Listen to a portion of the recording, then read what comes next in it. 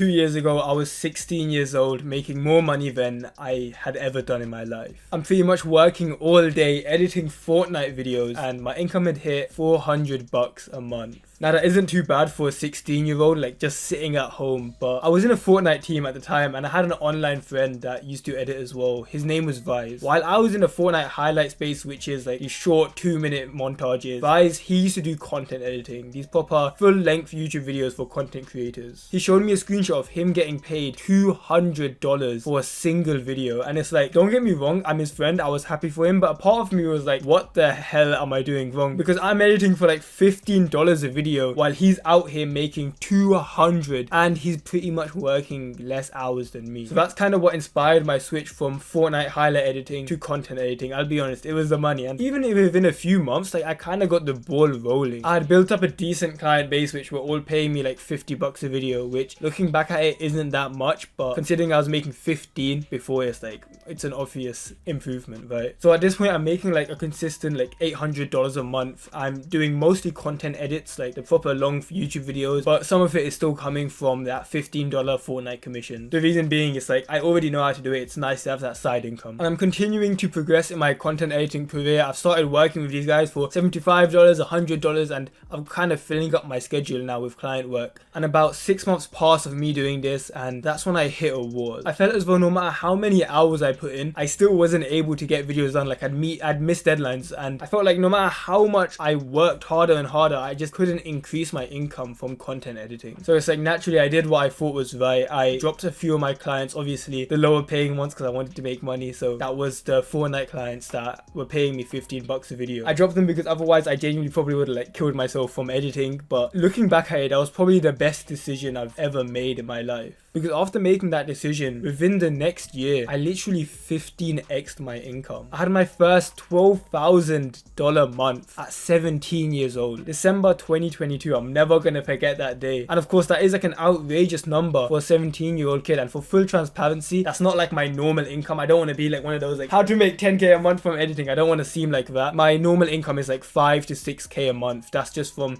editing a few hours a day. The reason being, I used to work like 6, 7, 8 hours a day on editing. That's why I was able to make that 12k a month. But just for like the sake of like being sustainable, I'd rather make a little bit less and just like take care of my other stuff. And I put a lot more time into creating content like this now. But the reason I'm making this video for you is the fact that I could have been here so much earlier. And it's so sad to see how many editors I see losing literally years of their progress because of just one mistake. It's taking on these quick like money grabs. It's these quick like income sources, this side income that ultimately destroys you. It's outsourcing a video for $10 of profit because it's passive income. It's seeing a guy on a server saying that if you fix his audio, he'll pay you $5. It's you keeping like a shitty client that you know is underpaying you, and you're not getting any like learning value from him, but keeping him because it's like stable, like consistent pay. These things don't seem that bad on their own. Okay, it's like passive income, why not? But it's ultimately these things that stop you from making progress in your career. The analogy that I was thinking about recently is, imagine you're a miner. So those guys that like go into caves and like start mining and shit, and imagine you have like a rucksack, this backpack that you keep around you, and you put anything you mine into there. And now ask yourself, if you have limited space in that backpack, what sort of stuff are you going to keep in there? Obviously the stuff that's more valuable, right? You're going to be keeping like the diamonds and stuff. Like if there was a guy that would fill up his entire bag with rocks so that he couldn't fit any diamonds in when he actually found them, obviously we'd think he's stupid, right? Like we'd literally laugh at him. But what you realize is a lot of editors are pretty much doing the same thing. They're filling up their bags with rocks, with worthless videos that they know they don't enjoy and they're not getting paid enough for. They're taking on these random outsourcing jobs where they're putting in 4 hours of work for $10 of profit. So they pick up all these rocks, and when a diamond does come their way, when they realize that there's a client that they could potentially work with, they can't fit it in. They can't meet the editing style. They can't hit the deadline, so they end up not taking him. They end up getting burnt out. What you think of as easy clients or quick money, they have a hidden cost to them. Those hidden costs being the stress that you take take on when there's a problem, the extra time that you take just managing like an extra editor that you're outsourcing to, that's simply taking on more tasks. It takes up your mental bandwidth and it stops you from picking up extra diamonds, from picking up things that would actually progress you in your editing career. Those are the real costs of making like passive income. Sure, you're making an extra $100 a month from this one cash cow channel that's paying you like $20 a video, but you're sacrificing the long-term thousands that you could be making in the future. Because think about what your like rock activities are right now. What rocks are you collecting? Maybe it's a client that you don't really enjoy working with and you're getting underpaid, but you kind of just like the consistent income. Maybe it's you thinking, oh, maybe I should start an agency. Let me start outsourcing. Let me see how I can outsource. Let me see into YouTube automation. I see people on Twitter making a lot of money. Let me look into that. These are all rocks that you're putting into your bag. But now imagine you took out those rocks. You threw them out to the side because they are useless. They're not getting you anywhere. And instead, you started picking up diamonds. You started actually putting your time and resources and energy into improving your editing, into networking and becoming a more valuable editor. Because let's be real, which one do you think is going to get you the actual success that you want? And the thing is, you might be scared right now to drop this one client. You have a client in mind. I know you do. You have someone that you're thinking of right now, or you have some activity that you're wasting time on that you know you should drop, but you're scared that it's either really important to you or you're scared it might drop your income. And the thing is, it's okay to be scared. It's like, this is your income on the line. Sometimes it's nice to have a bit of extra money and to think you might lose that. It is a scary thing, but you need to understand that the price you pay for long-term success, it is this short-term uncertainty. Because fair enough, if you like really need the money, like your mom's about to like fucking die of cancer and you need to pay for a treatment and like you need the money, okay, fair enough, do whatever you need. But if you're living at your parents' house and like your expenses just aren't that high, you have no reason to not play a little bit, not riskier, but like just play a little more long-term. Because ultimately, if you are going to play like this long-term game, which you might as well, because you're going to be playing the game, you might as well win it, you are only going to achieve that by having a little bit of uncertainty now, by dropping the client which low-key you know isn't even paying you. The difference between you keeping this client and not, what's the possible losses? Okay, you lose $50 a week. Like, that sounds bad, but I promise you, you don't understand what you're actually losing. By keeping this shitty client that's taking up your time and taking up like your mental bandwidth, what it's actually costing you is the possible thousands of dollars that you could have been making if you put that time somewhere else. If you're like me and your expenses aren't that high, like you could genuinely live on like pretty much nothing. Like, I live at my parents' house, innit? So if you're like that, you literally have no excuse to not play this game. I promise you, for the majority of editors watching this, you'd literally make 10 times the income in 6 months if you're able to identify your rocks and diamonds right now. So now the question you might have is like, how do you actually identify what a rock and a diamond are? Like, so a rock is basically just anything that doesn't progress you to your ultimate goal. So like, if you're watching this, your ultimate goal is to take editing to the next level, is to do it for a full-time income. And there's going to be a lot of things that don't progress you any further towards that. And you might think right now that, oh, obviously I'm not going to do the things that don't benefit my career. I'm not stupid, Malice. Like, you don't need to tell me that. But you need to understand that sometimes these rocks, they're like really shiny rocks, bro. These are some fucking nice rocks. They look really pretty. And it takes discipline not to pick them up, because these things, they often come in the form of passive income, this one retention trick, this one Mr. Beast tactic that he uses in his videos. Oh, YouTube automation has been popping off recently. Oh, should I start an agency? That seems really profitable right now. It's like, these things look really attractive, and it's these things that even editors with so much potential fall into the trap of. It takes discipline to not pick up these rocks and to leave space for diamonds. Now, diamonds, they give you a huge return on investment for your time and energy. Sure, they're harder to mine, but that's why they're so valuable. It's purposely taking on videos from clients that you know have portfolio potential. You know that if you take on this client and make a banger video with him, then you'd be able to put it on your portfolio and your next client will be paying you more, because now you're worth more because your portfolio is better. It's taking those videos on. It's spending the extra time to make a video a little bit better, even though you're not getting paid extra for it, because you know ultimately it's you that benefits, because you're able to put that on your portfolio. It's doing the things that you ultimately know are like objectively good for your editing career, but you don't want to do it because there's an easier thing that sounds a lot sexier, like a quick retention trick. Because honestly, tell me right now, how many posts have you seen on storytelling? Have you seen on retention? But let's be so real, you haven't implemented those exact tactics and tips into your editing. And the clients that you work with, all due respect, it shows. And I really hope I don't come across as an arsehole by saying all of this, but the reason I'm saying it is I genuinely wish that someone had told me this when I was younger. Like, stop focusing on how to make an extra $100 a month and just do what you objectively know would make you a better editor, because that's going to pay you thousands in the future. I just wish someone would tell me that, but 16-year-old me was a dumbass, and he was focused on like the quick money that he could make. He was focused on picking up rocks, and then he never had space to pick up and find diamonds. And like, to someone that doesn't want to listen to this, if you think that, okay, Malice is chatting shit, like he doesn't even know what he's talking about, fair enough, you don't need to listen to me. Genuinely, if you look at my portfolio and you don't want to like follow the same sort of like stuff that I did, that's okay. You don't need to follow me. You can go see another Twitter editing thread about how to use a storytelling technique, and you can stay working with your shitty clients, and you can staying up all night working on videos you don't want to do. That's on you. That's okay. You don't need to listen to me. But to the guys that know they have more potential with their editing skills that they have, to the guys that maybe started this as a hobby and are trying to make it a full-time income because they know they have potential with it, it's to you I say, genuinely take the time to think and identify what the diamonds and rocks are in your life right now. Because I promise you, there's things that you're focusing on right now that are diverting your attention from what really matters. A framework that I like to live myself through, like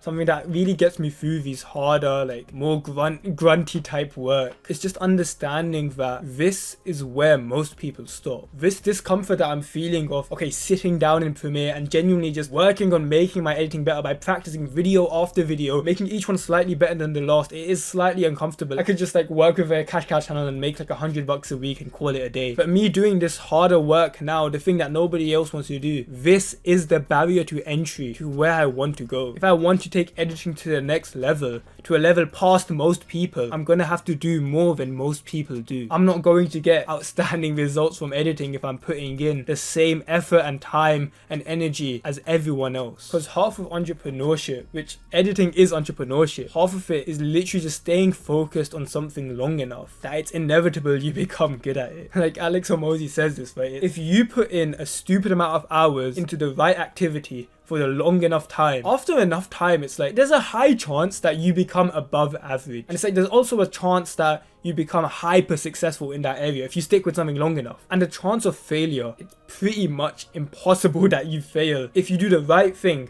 and you stick with it for a long enough time. So why do you think I discourage people from looking into agencies, from looking into YouTube automations? Bro, because I used to do the same thing. I used to look into like, oh, how can I start as SMMA? Like Iman Gadji talks about SMMA so much. Let me look into it. Oh, I see this guy doing YouTube automation. He makes like fucking 40k a month. Oh my god, maybe I should look into that. These are the things. The only reason you're looking into them is because you're not succeeding in what you're already doing, which is editing. But the reason you're not doing well in editing is because you're looking around and you're not focused on one thing. The very thing that you're trying to run towards is the thing that's keeping you unsatisfied. Being able to hyper focus on the skills and the mindsets and the beliefs that really matter in editing, the things that are genuinely going to get you further in your career, those are the things that I hope to teach you. Because let's be honest, in the editing community right now, you see that there's a lot of noise. I'm not gonna name names, but there's guys that, let's be real, they're posting editing content when they haven't even got a portfolio to show you. They're making editing content for the sake of growing an editing channel. Like, they haven't lived it. Don't get me wrong, I want to grow this channel as well, but I have the aim of helping video editors go from a hobby to a full-time income. Why? I did it myself. It's fucking changed my life. And if I can teach other editors that as well, that's fulfilling to me. And it's like, I'm gonna provide value to you guys. Yeah, if I release a paid product, this is something that pisses me off as well, man. It's like I have one product right now. It's an editing pack. I don't hard sell it, because if people want it, they want it. If people don't want it, I don't give a shit. Like, it's gonna help you. I'm planning on making like paid products in the future, but the thing is, it's not a bad thing to have a paid product. I remember some dumbass in the Discord server, like our public one, you can join it below, like whatever, plug that, yeah. There was some dumbass in the Discord server that was like, oh, Malice, he's only saying all of this because he wants to like sell a paid product. He wants to sell a course in like 6 months when he's grown and everything. Yeah, I fucking do. Of course I do. But the thing is, I'm gonna help you make literally 10, 20, 30 times more than that over your career. That's like a creator going up to you and saying, oh, you don't want to edit for me because you like editing, you just want to make money. Like, no shit, of course you want to make money. That's how you live, bro. That's how the world works. I provide value to you, you pay for it if you want it. I'm giving a shit ton out for free, but it's like, if there's something that I can't teach publicly, or like, as in, you know how there's some things that you can teach on a wide scale and there's other things that you have to do like on a more personal basis, like one-to-one coaching, obviously I can't do it. By the nature of one-to-one coaching, I can't do it on a YouTube video. Those are the types of things you have to sell. Anyways, that was a bit of a side run, but my point is, what editing is, it is entrepreneurship. And one of the key pillars of that is you constantly learning and developing as a person, and it's realizing that a lot of the time it's not what you like choose to focus on, it's everything else that you chose to ignore. And I promise you that by following this, it's pretty much a movement at this point. We're hoping so many video editors turn their hobby into a career. These guys here are going to be making thousands a month because of the work that we're doing here, and it's like, that's life-changing money to a lot of people. Sometimes I think about this a lot, where it's like I see other people my age, so I'm 18, and I see them working like normal jobs and stuff, which, don't get me wrong, there's nothing wrong with that, but I think about it a lot where it's like,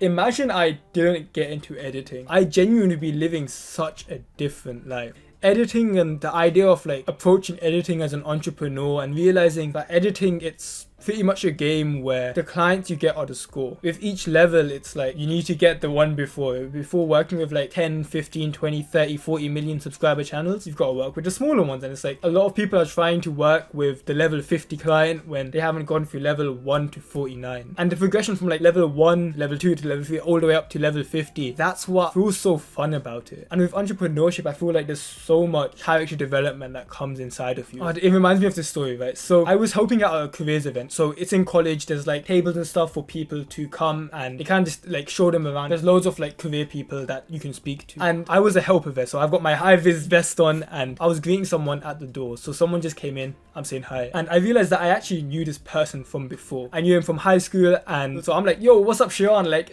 we haven't spoken in ages. And he kind of just looked at me like confused, and he said, do I know you? And I was like, yeah, bro, like we were close in high school. Like, I know you from primary school, bro. We literally knew each other when we were 4 years old. Now I haven't met this guy in 2 years, and now as soon as I tell him my name and like a few like core memories that we had, literally I see like his eyes glow up, and he just tells me like, bro, I didn't even realize it was you. We have a little bit of small talk, and we're talking about how our last few years are going. I'm telling him about what I've been growing, and he's telling me about his career and stuff, and it's like, it was really wholesome. And one of the things that really stuck out to me was how he told me like, bro, you've glowed up like physically, but even the way you talk, the way you carry yourself, like your confidence, it's improved so much since high school. Like, I used to remember you as being like some quiet kid that would just like, when we're talking, we just like whisper, like we'd be at the corner of the playground just whispering. That's how we talk. But now you're some like benevolent guy, or like, I think that's a word, but you're like some happy guy, and it's like you're so confident just speaking to people. And I attribute so much of that confidence, that self-growth, to doing something on my own accord, which was this editing stuff. And it's like the confidence you get from growing something on your own when you know nobody's forced you to do it. Nobody forces you to edit. If you stopped editing today, your mom wouldn't come and be like, what the fuck are you editing, child? Like, no one's gonna come in and say that. Anything that you achieve, it is down to you. And the amount of confidence knowing that you've grown this thing from the ground up, it's like there's nothing that beats that authentic feeling and the authentic confidence that comes about it. Just imagine that, right? Like, you've finally taken editing seriously. You've understood like what you should and shouldn't do. You're constantly learning, and you're finally working with the people that you want. You not only are getting paid for the work that you do, and a good amount, but you're actually enjoying the work. You're no longer staying up 4 a.m. sleepless, like wondering how you're gonna get this video done. You're getting paid on time because these clients are actually nice people. Because like, as you start working with larger clients, you'll realize, everyone believes me when I say this, like the guys that actually have bigger clients, but the bigger clients, the guys that pay more, so much easier to deal with, bro. So you're working with nice people. It's like, what loss is there? And you know that like you literally live life like just how you want it. Don't get me wrong, I'm not a material person, but you go into shops and it's like, you know that you could pick anything in the store and you can just buy it without checking your bank account. I'm not a guy that buys like fucking Gucci belts and like LV bags and shit, but if I wanted to, I could just buy one. Like, do you know what I mean? Like, let's say on like a more day-to-day scale, something like getting food to eat out, going out with my friends and knowing that I can pay the entire bill without thinking, whether that's a $10 meal or like 40 quid between us, I can pay it without thinking. That fulfillment that I feel from knowing, okay, these people are happy and I'm a reason because why they're happy, like that is genuinely fulfilling to me. And to think that it's these opportunities, it's this lifestyle, it's this thing that I'm so grateful for, that I can help show to other video editors, to show what's possible. That's what this channel is for. So if that's something you're interested in, this is the point where I tell you, like, subscribe, do all that, like, comment stuff for like the algorithm and shit. But I'm really glad to be able to teach you all of this, and take care. Peace.